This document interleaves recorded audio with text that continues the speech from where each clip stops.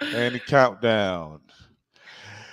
Good afternoon, good morning, and good evening, wherever you may find yourself actually given an opportunity to watch this video. I am your host, Daryl Fletcher, owner and founder of Sofa Ranch, which stands for Stretch Out on Faith Again. And once again, here we have another segment of our mental health awareness where we are interviewing all different types of guests, bringing attention to the mental health benefits of horses and the impact that a horse can have on a person's life.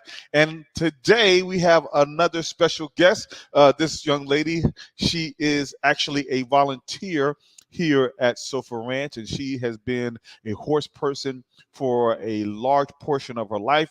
And I just wanted her to share her background and insight of some of the things that she has experienced since she's been at Sofa Ranch, and also her past with horses and how they have impacted her mental health. So coming to the stage like none other, it's my girl, soon to be home, soon to be yours, Telia Evans in the building. I was like, where my walkout music? I'm like, I should have really thought we'll, that we'll through. add it later. We'll add it later. Yeah, yeah, yeah. Yeah. So Tila, if you don't mind, we'll be sharing this information with our audience all over social media and social media platforms. Just introduce yourself, give a little brief history background, and then we'll jump right into our talk.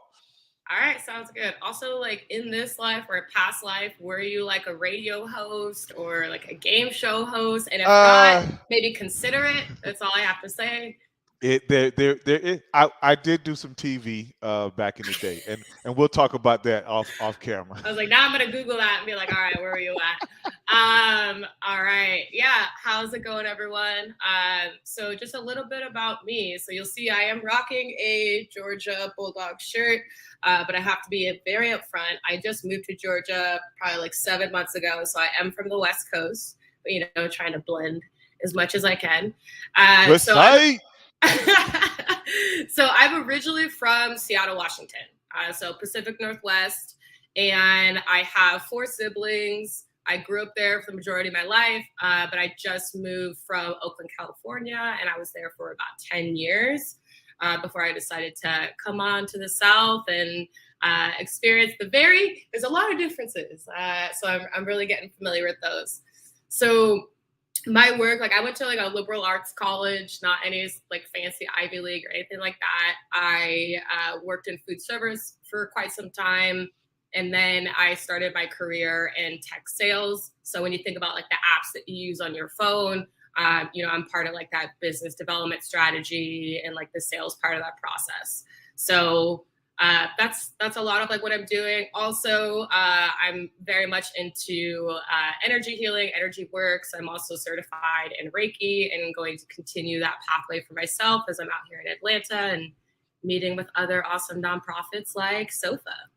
Excellent, excellent, man. That was awesome. So let's talk a little bit about your history with horses. At what age did you get involved in horses, and why did you get involved in horses? Yeah, so great question. All right, so I will say that I probably got the horse bug, the horse, just like that itching for it when I was, let me fix audio.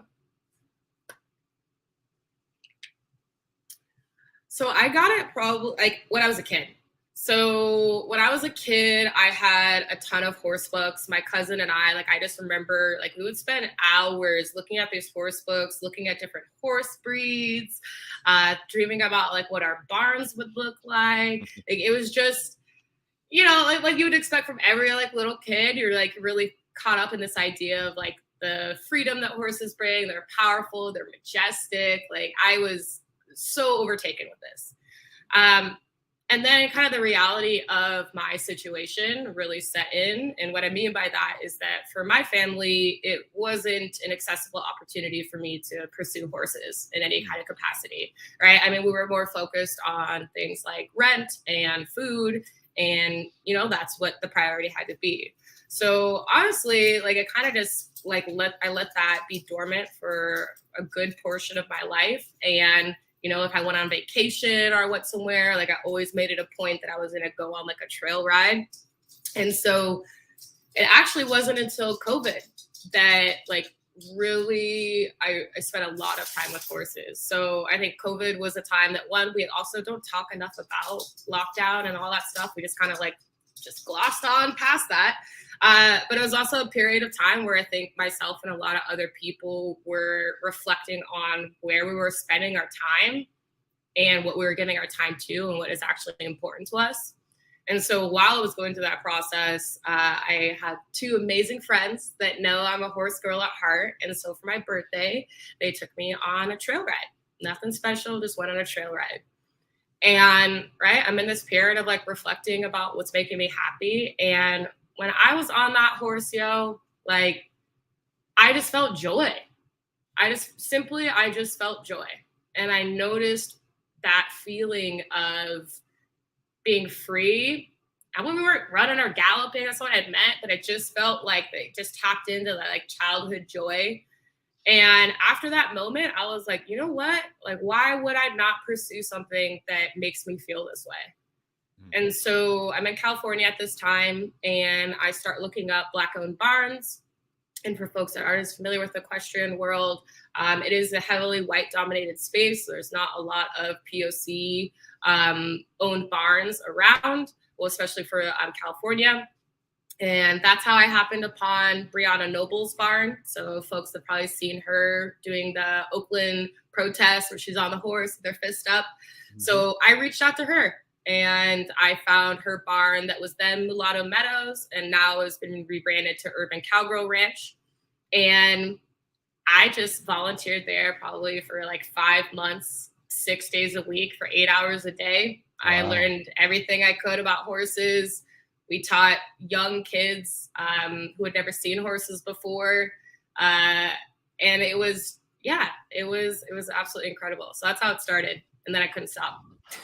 Wow, that's an amazing story. And like, there's so many different things that you actually touched on that I want to break down a little bit. So I'm going to kind of highlight those things that you kind of touched on, and we'll kind of dive into those a little bit. And so the first thing I really want to talk about is you talked about the exposure to people of color and your situation. And actually, that's one of the reasons why Sofa Ranch actually exists. And the other part that you talked about was, during COVID, during those months where we were stuck in the house. And in actuality, that's where Sofa Ranch had an actual explosion of our business. And we just were bursting at the seams. We went from 3 horses to 10 horses in the span of 9 months. And so I want to back up before we talk about Sofa Ranch's explosion. And I also want to talk about how you said a word, or you said an emotion of joy. So first I want to talk about one of the reasons why we do what we do here at Sofa Ranch. Of course, those of you who are watching may not know, but those of you who do know us, we are a Black-owned ranch. I am the owner and founder of Sofa Ranch.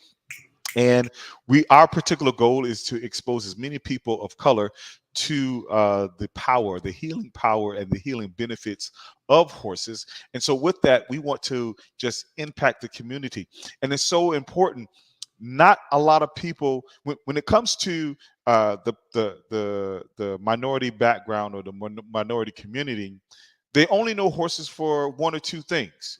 They only know horses because of the cowboy movies that they see on TV, right, or the racing with the Kentucky Derby and things of that nature.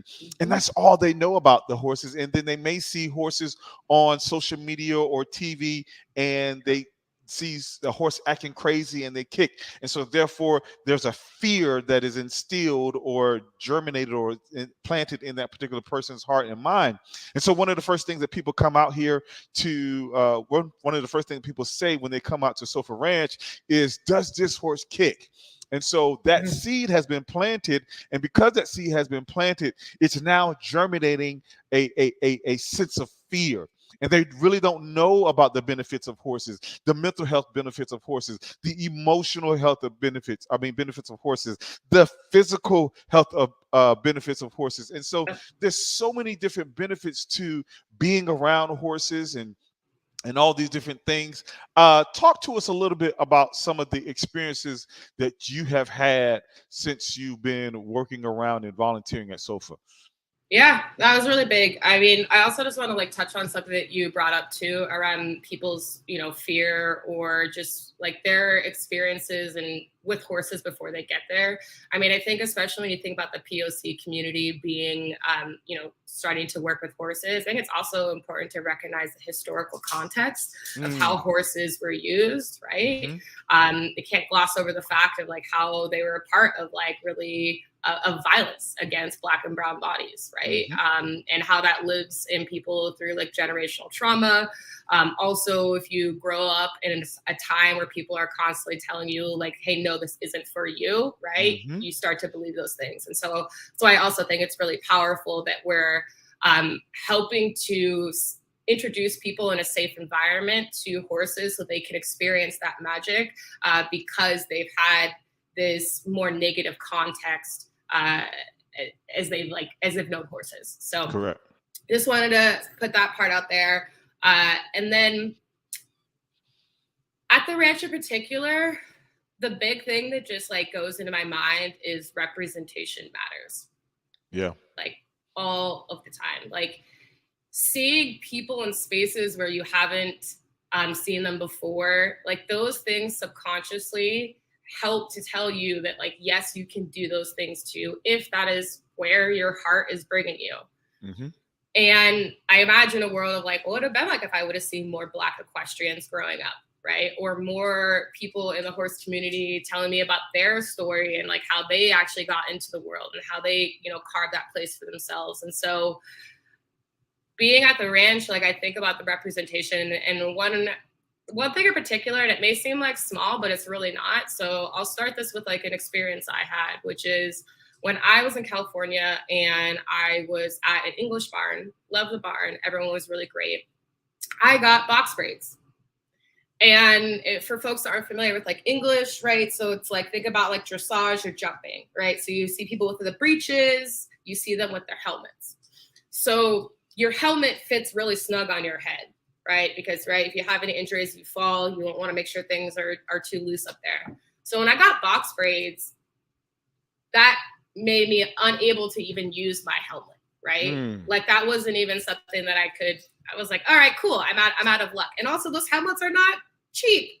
Let's also put that out there too, right? So I'm over here like, okay, I gotta drop extra money just to fit because I'm wearing a protective hairstyle that's like the norm for like our community. I now have to do even more so, right? And everybody around me is white, so that's not something that they are familiar with or that they've had to deal with. And so that was just another example to me of like, oh wow, like how white dominated the space is and how much I had to kind of figure those things out for myself, and then how now I can gift that to somebody else, maybe someone who's younger who's figuring out those kinds of like nuances. So from an emotional standpoint, how did that make you feel as an individual?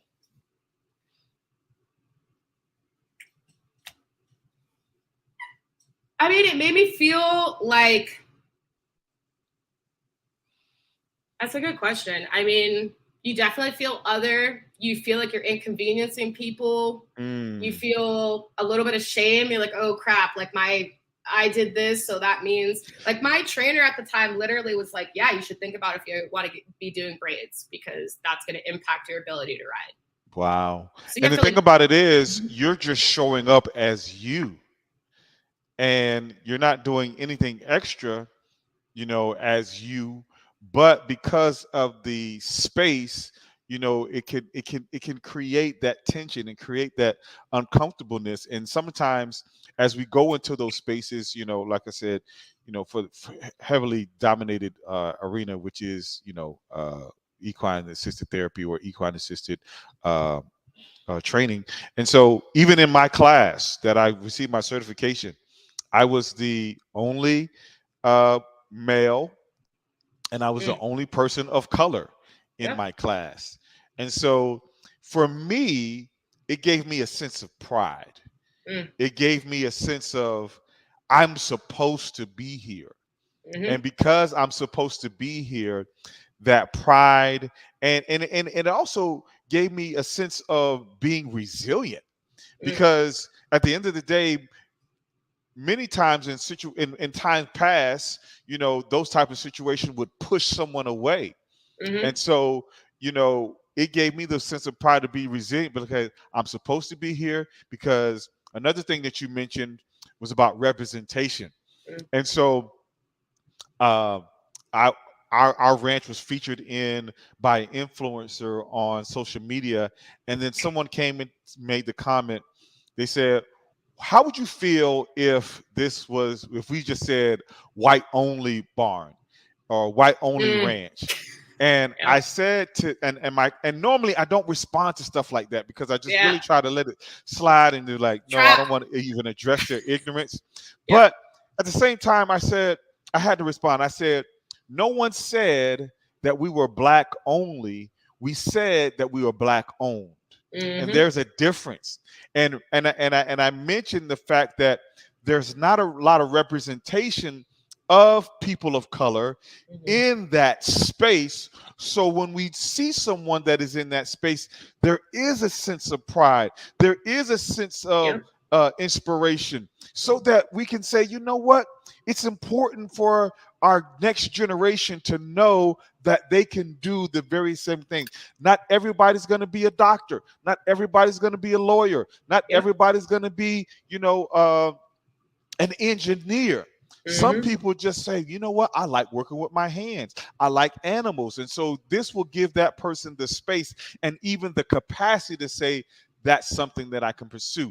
And that's so important to Yep. their mental health, Mm-hmm. because they now have that initiative. They now have that mindset of anything is possible, rather than a mindset of depression, or a mindset of, nobody's gonna allow me to do that. So it's Yep. so important that we have people of color in these particular spaces, not for just bragging rights, but the right of inspiring that next generation. Yeah. And one thing I'll say too, because the story that comes to mind for me, like if I think about that experience that happened to me, right? I felt shame. I felt like I felt like I was asking for too much. When I was at SOFA, I it was an experience where there was a young girl and she had asked me about my riding pants. So I was wearing these Wrangler pants, they're Wrangler Willows. And I have been put onto those from a Black equestrian who was like, yo, let me tell you this right now, right? We may got a lot to put up in these jeans. And so these are the jeans that you're going to want to wear. And I Yeah. was like, okay, I'm picking up what you're putting down. And so Mhm. when this young girl asked me that, I immediately was like, these pants, these are for us. These are the pants that are going to fit you. You're going to feel comfortable and all those pieces, right? But like somebody else might not have been able to recommend that to her. And so it felt great. And it also feels great that to see like young girls also in the space that for me sometimes feels more male dominated, even though it Mhm. sounds like in your class it's more female dominated. Yeah, exactly. And so once again, just piggybacking on, as we're talking about the mental health awareness and the healing benefits of horses, stuff like that is so important, because you never know how one incident can affect a person's emotional stability. Yep. And that's one of the reasons why we do what we do here at Sofa Ranch.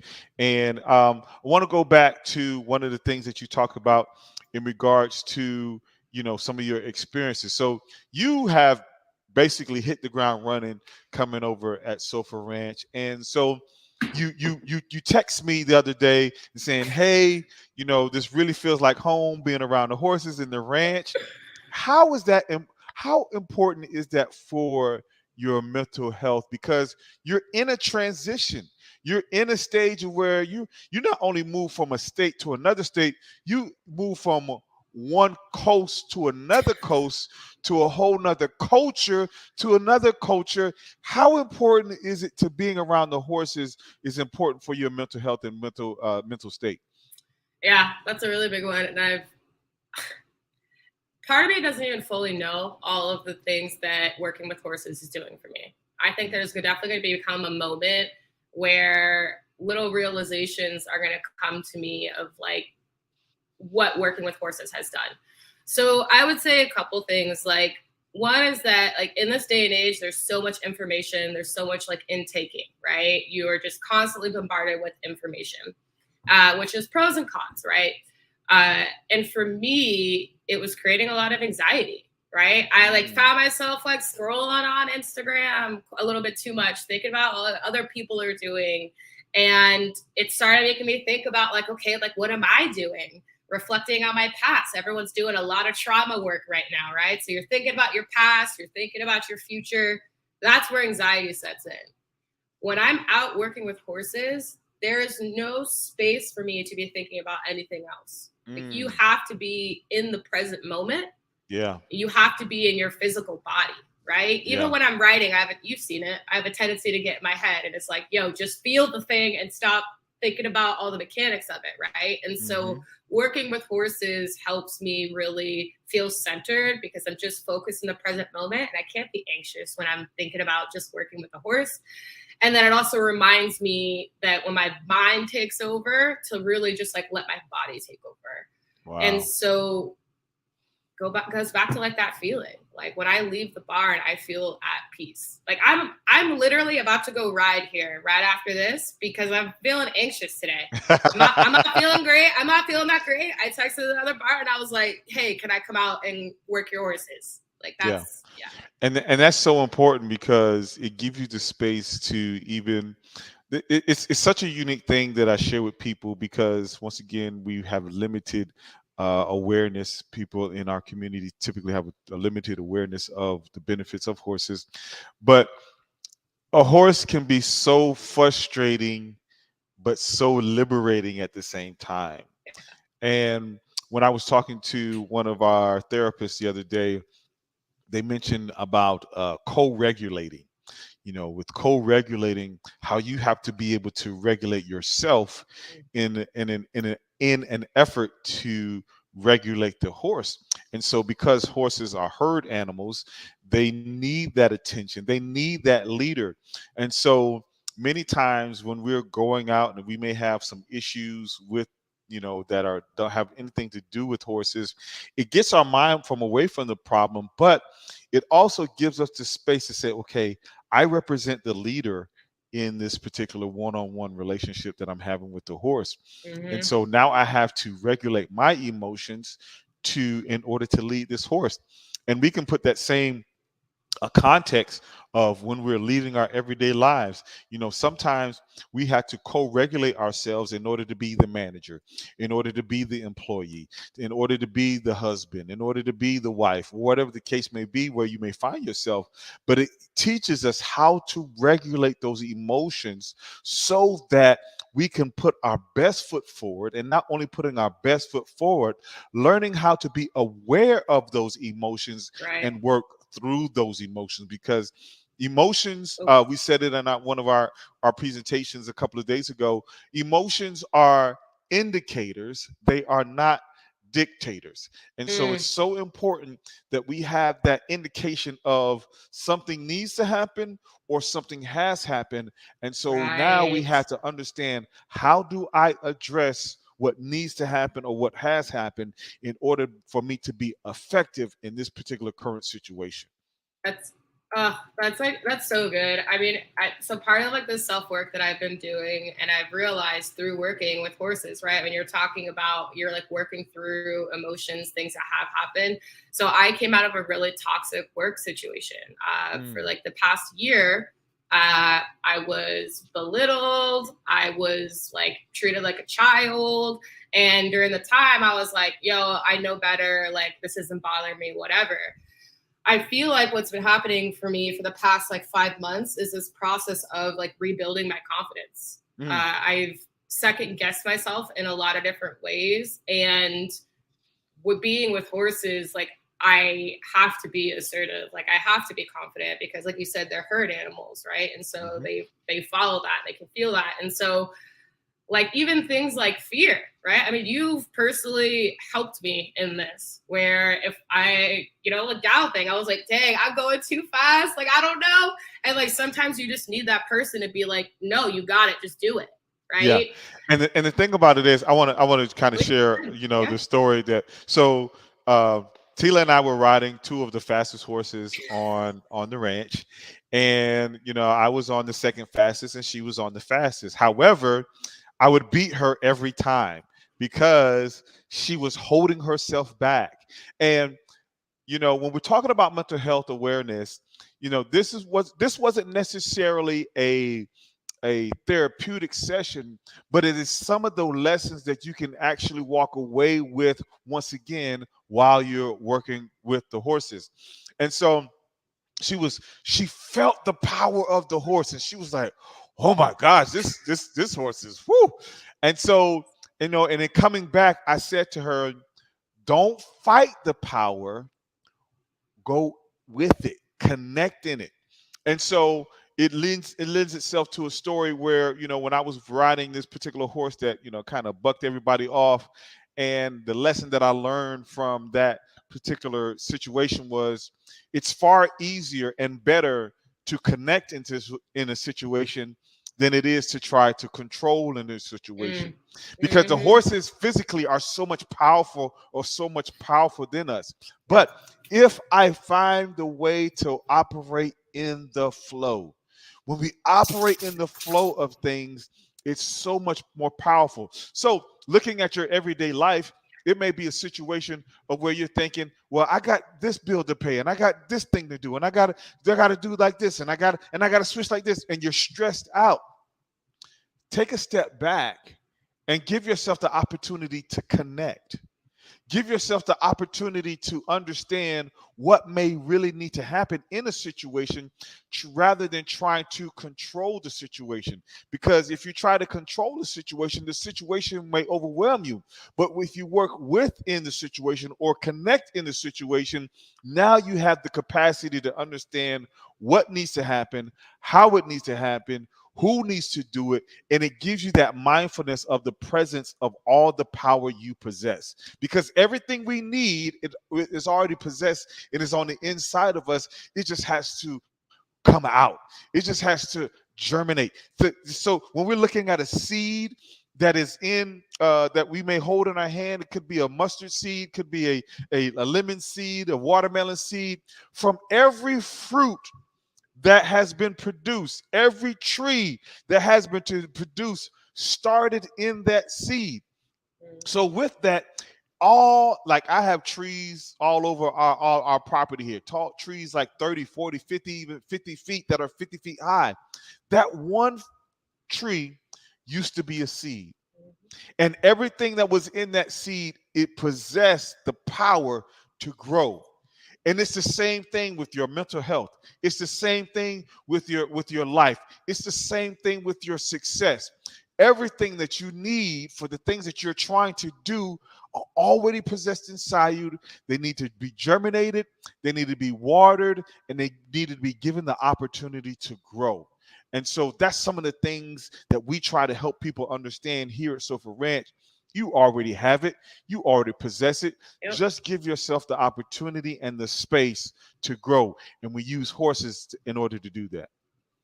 It's beautiful. So Really. I just want to kind of bring this thing to a close, man. If there was one thing that you would be able to share with our audience and the healing power of horses, with their mental health, their physical well-being, their emotional capacity, what would that one thing be that you would want to share and let them know about?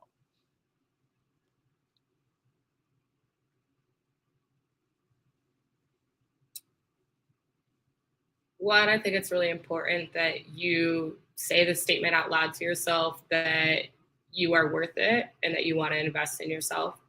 Mm, And don't underestimate the power that fear can have over you and what it would mean to make fear-based decisions, mm.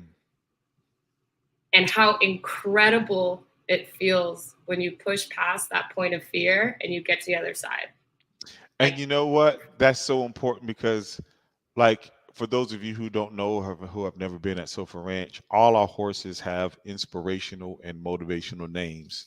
So we have horses whose names are Grace, Freedom, Joy, oh, Hope, all these different things. And so when we partner a person with a horse, we're subconsciously planting that seed of hope, conscious, subconsciously planting that seed of joy. And so it's very important because just like Tila was just saying, you want to be able to push past the feeling of the fear. So if I put you on a horse like peace, or if I put you on a horse like grace, we're pushing past all those things that may uh, uh, be anti-peace or anti-grace, and giving you the subconscious seed to say, you know what, I can do this. Just yesterday, we had a young lady come out to the ranch and she was riding recreationally, nothing therapeutic, but we partnered with her with the horse piece, and she was terrified. She had never been on a horse. But once again, one of the things that we do here at Sofa Ranch, we actually assess people's personality and we try to match you with the horse to the best of our ability. And Peace was the perfect horse for her. And after her ride, she was like, "Oh my gosh, it was so peaceful. Yeah. It was so therapeutic." And it wasn't even a therapeutic session. Just a simple interaction of her and the horse gave her the space and gave her the capacity to see, you know what, I can do this. And so that's one of the reasons why we exist. That's one of the reasons why we're even bringing highlight to the mental health benefits of horses here in the month of May and mental health awareness. And so we want to inspire everyone that if you have any questions, comments, or concerns about the benefits and the healing power of horses, so go over our website, Sofa Ranch, www.sofa.com, and we will be more than happy to share or give you all the insight to all the work that we do. All right, Tila, one more thing you want to share with the people before we get up out of here? Yeah, I appreciate it. I would just say, like, as somebody who suffers from like chronic severe depression, just whether or not it's horses, y'all, like notice whatever just like lights you up inside. Even if it's like a little bit or whatever it is, just like notice that. Notice that feeling. And then even if you're like, I don't know how exactly I'm going to do that, what that looks like, just follow that feeling. And if it leads you to horses, amazing, great. You know where to find us. And also just know, like, you get to decide what your relationship looks like with that, right? I have friends that do things like liberty training and they never actually want to ride. I have friends who actually just want to only be taking care of horses. So I guess like my thing for everyone is that everyone's on their own journey. Just notice what feels joyful to you. And then always remember that you get to decide what that relationship looks like. It's not what you see on social media. It's not what people tell you. You get to decide that. Awesome, awesome, awesome. Thank you so much, Taylor. I appreciate you. All right, guys, that's going to be all our time for today. We want to thank you so much for tuning in to this special segment of the Mental Health Awareness Month in the month of May and the healing powers of horses. Today, our guest, Telia Evans, was awesome. And once again, I want you to stay tuned for more interviews that we'll be doing all throughout the month of May, highlighting the benefits of horses and the healing power here at Sofa Ranch. Thank you so much for tuning in, and we will see you at next